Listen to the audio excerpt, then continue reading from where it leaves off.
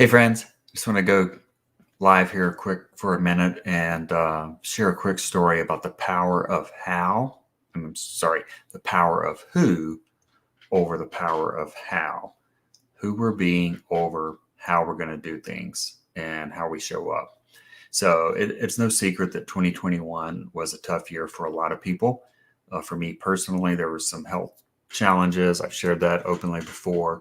And then there's the struggles with my mom, the challenges that she's had, and my sister and I are taking care of her. And, you know, again, it was a crazy year. And, as I've said before, nothing really January 1st is technically just a date. Nothing changes in the beginning of a new year just because the date changes. It only changes because we change. And, over the course of last year, probably from June through all the way through December, my sister and I, Christy is her name, we had to make some changes and we had to make some decisions and, hard decisions regarding our mom and her care and where to put her because we couldn't care for her full time the way that she needed and some of the medical reasons there. But, I'm very pragmatic and I'm looking at things like, okay, this is going to happen. We need to go ahead and decide this. We need to have this in place. This is what we need to take care of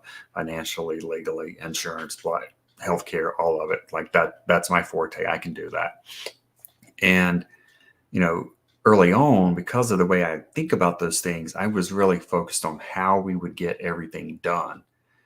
And the best way to go about doing those things and the best timing of when we need to do those and trying to figure out how to do all those things as soon as possible and to put ourselves in the best situations to make future decisions easier so that we weren't having to wait till the last minute to decide things and to go about doing things. And so that's how I handle those things. But over time and as things changed with my mom's health and my sister and I were both taking care of these things, and then we've got everything else going on in the world, my own healing journey after my surgery, it became more and more stressful to process everything that way because there was so much coming at us. There were people that were involved in my mom's health care that were woefully incompetent, and having to deal with them and get information from them.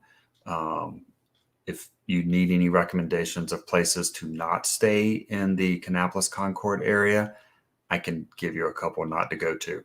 But I can also give you some really good ones where we received great care. But that's an aside point. That was just another stress. Other people's incompetence was just something that added to all the craziness and all the daily minute to minute decisions we were having to make to get things done, take care of our own families, our own health, and take care of my mom.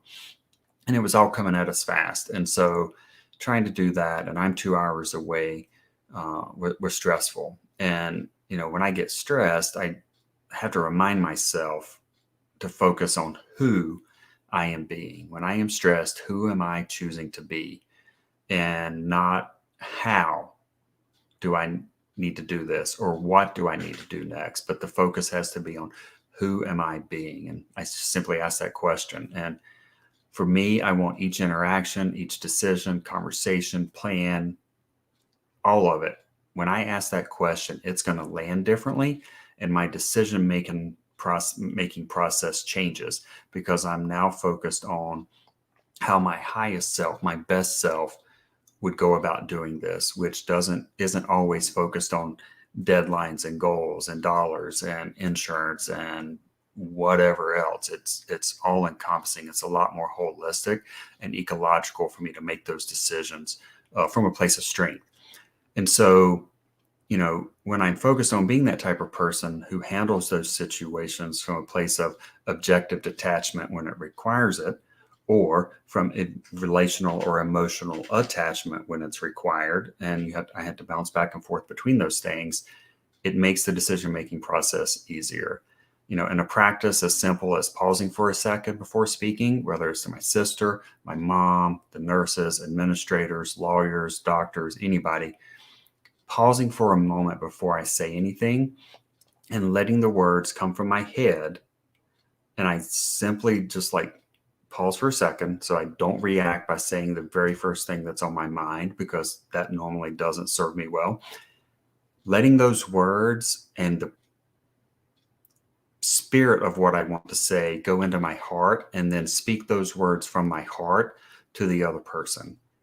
I can say the exact same words from my head and I can say those words from my heart, and they will land two entirely different ways, and the communication will be different and more effective when it's coming from my heart. And so, because it changes the tone, it changes the warmth, and it changes the impact of the words that I'm having. And so, being able to ask, who am I being? Who do I need to be? And then making a decision whether I need to be detached and objective, or if I need to make an emotional connection with who I'm talking to, and then dropping those words from my head and down into my heart and speaking with that love and that compassion and equanimity allows me to be a more impactful communicator, and therefore to be able to serve my mom and be able to help my sister who is doing an incredible job. Shout out to you, Christy. I love you. You're doing an amazing job. Mom and I are both so lucky to have you as you help take care of all of us. So thank you. And I know your family is proud of you too. So, and yeah, I'll leave it at that. But yeah, if you can ask, who am I being, as opposed to what needs to be done, how does it need to be done, by when does it need to be done? When I'm still goal focused, I'm still goal oriented, I'm still intentional in what I do and what I say. But if I am being who I need to be moment to moment, the how, the when, and the what, they all take care of themselves, because in the end, it does always work out. It may not work out the way I initially intended, but if I am so caught up in making things happen a certain way, I will miss the beauty and the relationships and the communication and the compassion all along that journey, because I am so driven by what I want things to do, or how I want things to happen and what I want to do. And that's not always best for us, and it's definitely not always best for the people involved. So if you get a chance, you're overwhelmed, you're stressed, take the time to simply ask, who am I being, and see how that works for you. I'd love to hear from you. Take care, friends.